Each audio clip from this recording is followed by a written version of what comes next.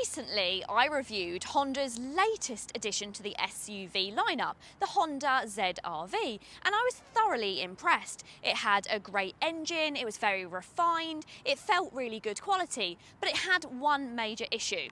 It was very expensive, with all versions bar the entry-level car coming in at over £40,000, and everyone I spoke to said the same thing. How much is the new CR-V going to be? Well, it's actually arrived sooner than we expected, and it does come with quite the price tag. But with it, is that going to bring a new generation of CR-V which is better in every way? Well, we have to hope so.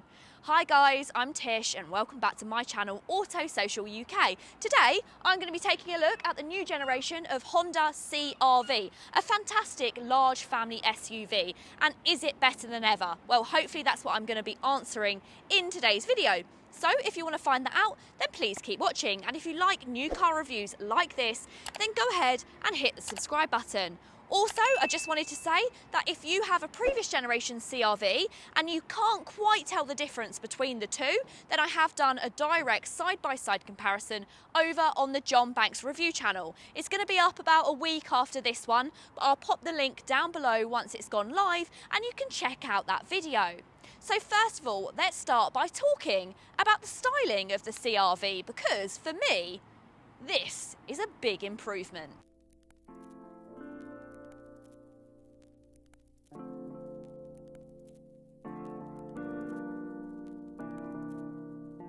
Now this, for me, is a ginormous step in the right direction. What I will say is it does feel very Americanized, and that's not always a good thing. But actually, do you know what? When it comes to the Honda CR-V, I think it's done it some huge favors. It's now much more sharper, far more angular. You've got these sharp bonnet creases, and you've got the new thin headlamps with the indicators which are built into them. It just looks a lot more aggressive, a lot more sporty, and let's face it, that's what Honda is good at doing. They're good at making sporty, refined driving cars, so make them look that way as well. Now, of course, this is the slightly sporty trim level, so that means we've got a gloss black grille, very, very similar to the new ZR-V, although the ZR-V is a bit sort of rounded, isn't it, instead?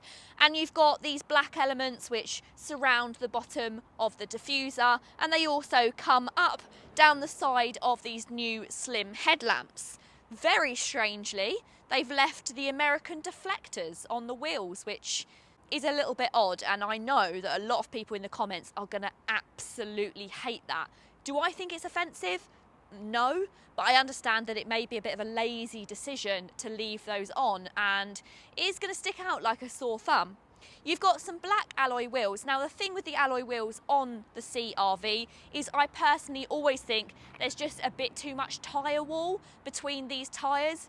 But of course, that's going to mean that it's a more comfortable ride, focusing on comfort rather than focusing on outright style. That's probably a lot more to most people's taste. But to me personally, the alloy wheels feel just a little bit small, although you do get away with it a lot more when you go for these gloss black alloys, which are standard, and these are 18 inches.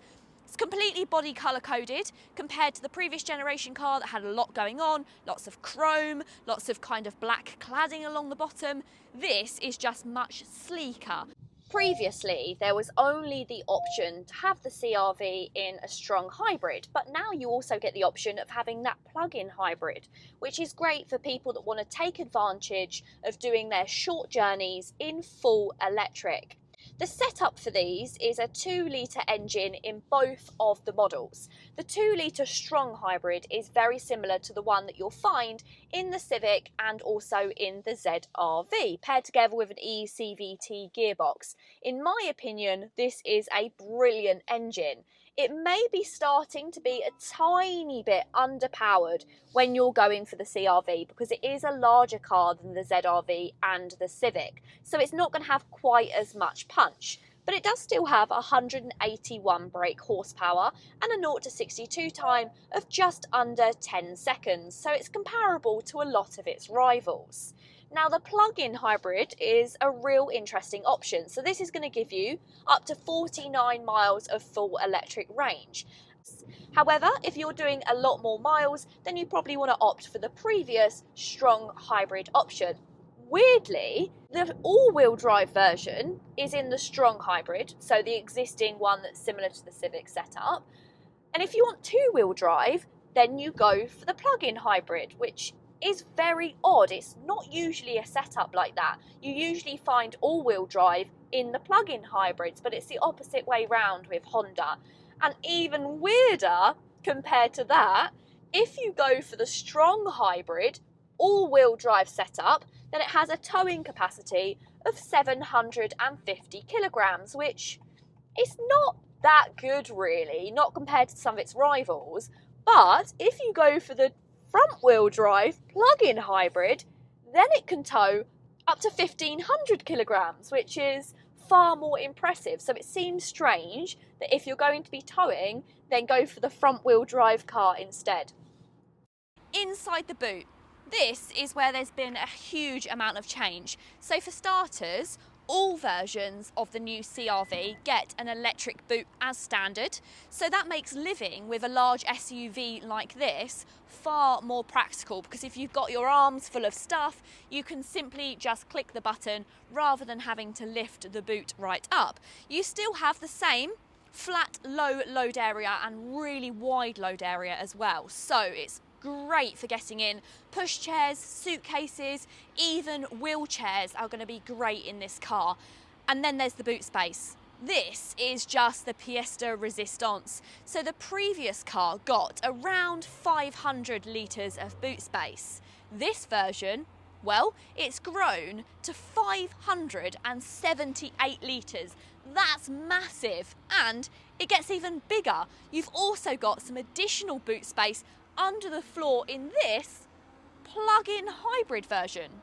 Yep, that's right, you get extra under the boot floor storage, around 70-80 litres, if you go for the plug-in hybrid. Because what they've done compared to other manufacturers is they've moved the larger battery further down the front of the car, emptying up this space. Now there is only one issue with this space. It feels a little bit like an afterthought, because you can still see the exposed kind of fluffy material underneath. It's not been lined with anything. It's almost as if they were planning to fill that in and not have it, and then last minute decided to open it up. You still get the retractable parcel shelf in this version, and though I don't mind a retractable parcel shelf, I do find them fiddly to get out and to store are a little bit awkward. It doesn't have any clever storage system like you get in the ZR-V, which is a bit of a shame. They've also lost the rear levers to be able to drop down the back seats. Again, that seems like a little bit of an oversight compared to the previous gen car. They've given you all this extra space, but they've made it just a tiny bit less practical, which I think is a shame. But elsewhere in the back, here's where it does get a bit more practical.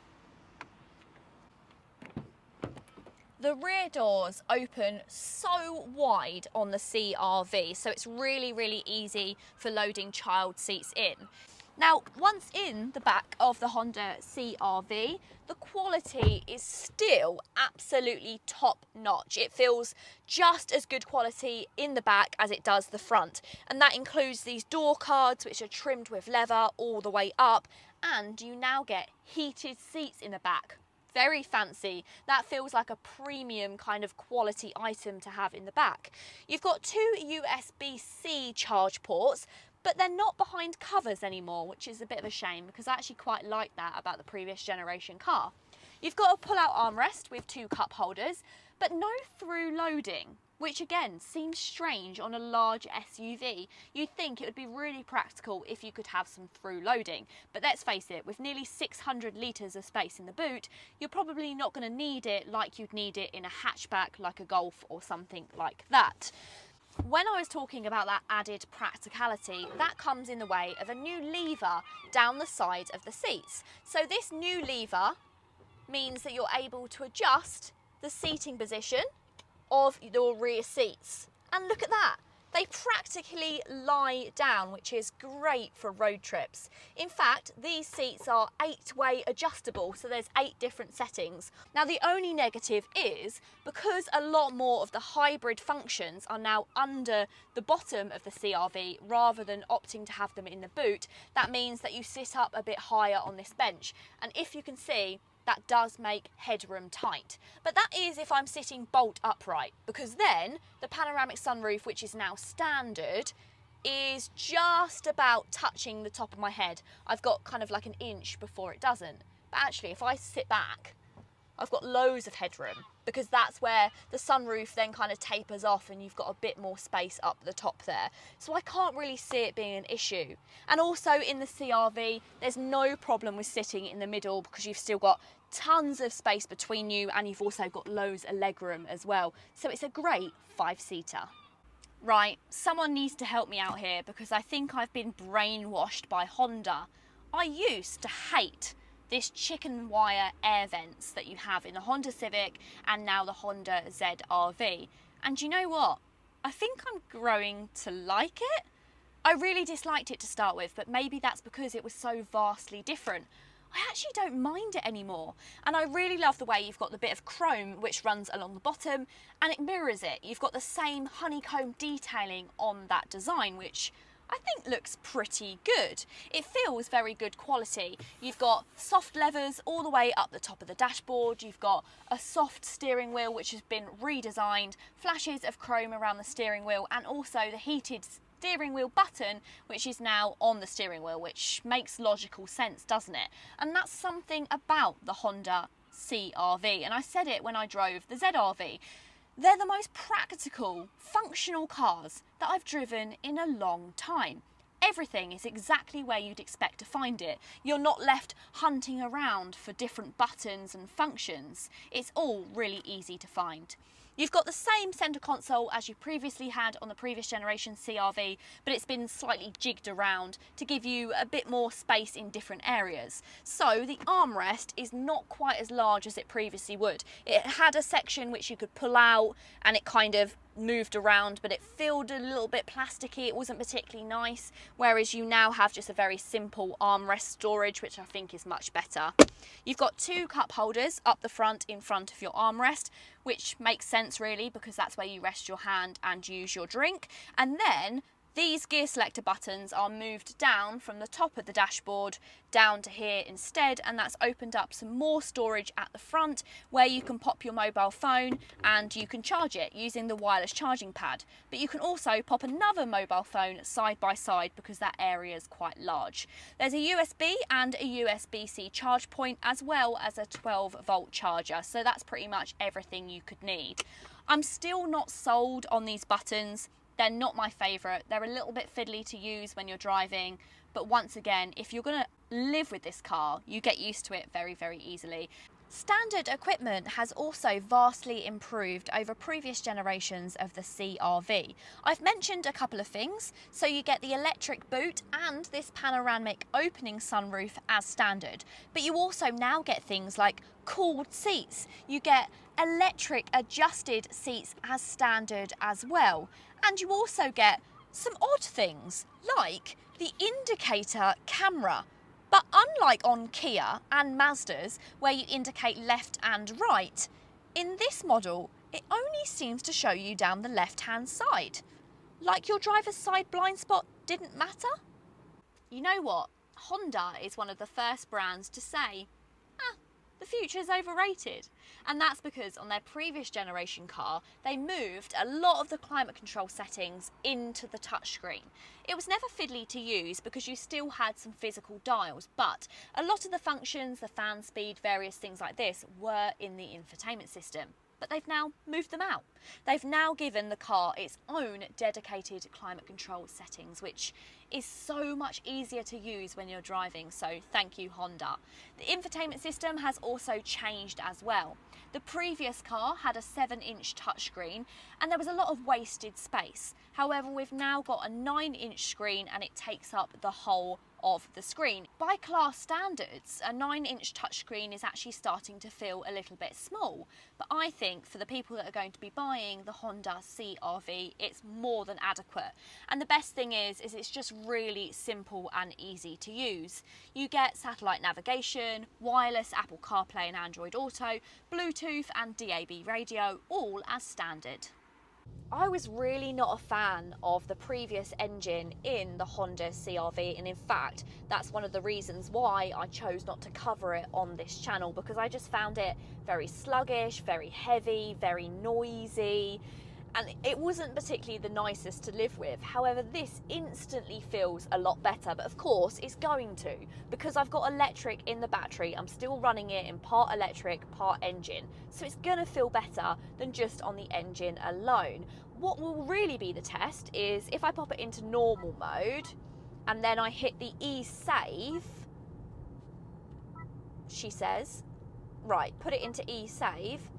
Now this is going to save the battery and it's going to run in the engine alone. And now what I'd be really interested to do is put my foot down. That is so much better. That is incredible. You can really tell the difference in the engine, especially with it using that Civic engine. It has the same characteristics. It's smooth. The power delivery is smooth. It's quiet. You don't have the screaming from the engine. That is a big, big difference. It'd be interesting to also drive the other version, so the strong hybrid, to see if it's just as good. But so far, that has really irked out all of the issues that I didn't like about this car. Didn't really like how it looked, and lastly, I really didn't like the drive. But now, that is incredible. That is head and shoulders above the previous generation car. You can choose from Elegance, Advance and Advanced Tech that all feature impressive safety kit as standard. You get adaptive cruise control, forward collision warning, lane keep assist and automatic emergency braking. So come on then, how much is all of this going to cost? Bearing in mind the current CR-V starts at just under £33,000 for the base S model, rising to £40,900. Well, the cheapest strong hybrid version of the new model will set you back £46,000. That's for an Elegance trim, though no models can actually be considered as bottom spec. This plug-in hybrid, only available in the top spec Advanced trim, well, that's going to set you back £53,995. The quality is undeniable, but at £8,000 more than a fully kitted out Kia Sportage plug-in hybrid, it's tough competition. So it looks 10 times better, it's sleeker, it's sportier, you've got more interior quality than ever before. It feels simplified but also really easy to use. You've got more equipment, more interior space than ever before. But is all that enough to justify the fact that the existing Honda CR-V, even in its most expensive variant, is now cheaper than this entry-level model? I'm not too sure. I do know that it's a really competitive package, and that new plug-in hybrid battery is going to be great for company car drivers. But do you think they've done enough to justify the price tag? Let me know in the comments down below. I really hope you've enjoyed the video. If you have, please go ahead and give it a big thumbs up. Want to see more? Then you know what to do. Go ahead and hit that subscribe button. Plus, if you wanted to come down and take a look at the CR-V yourself or take it for a test drive, then you can do that at John Banks in both Colchester, Bury St Edmunds, Ipswich and Cambridge. Thanks so much for watching, guys, and until next time, see you later.